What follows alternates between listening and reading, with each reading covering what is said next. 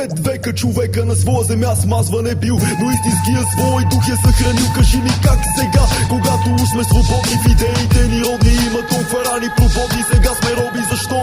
Защото свободата е състояние не на тялото, а на душата. Фалшиви родолюбци дават грешна дефиниция. България сме ние, не някоя коалиция. 7 очи в нарила върховете, с тях гледам нагоре направо към боговете. Силен съм като родопите в мистерия обвит. Аз съм българин и няма да бъда надвит.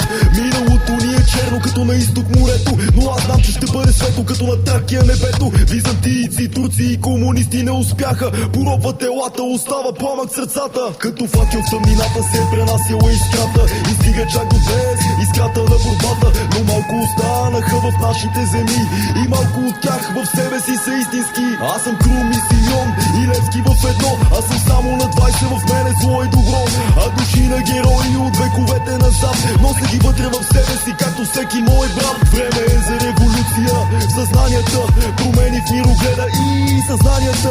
Поглед назад, някъде в нашите корени, защото само така няма да бъдем поробени. Свободата е равна на живота, тя е смисъла. За това свобода или смърт, Аня княгиня е написала. Както пък дизайн сред снеговете безстрашно газя. Духът на цяла нация в сърцето си пазя. Единственото, което имаме сме ние и родината. Черногледи сме и в нея виждаме само помията без гордост. Забравили за трите морета. Единственото българско останало в нас май менталитета. А гордели сте с него, както бяхте с цар Симеон. Прадедите ти са били велики, ти търсиш заслон и си сляп за това, което се случва. Примирили сте се, че историята болезнено приключва. За това превъртете назад и запаната лента. Вижте минути гордостта и погледнете как в момента сте в кафенето с цигарката в пръстите и след всяка новина безизразно се кръст. Защото пирини родопите с стенания загиват. Спомените за сърцето на шипка тихичко изпиват.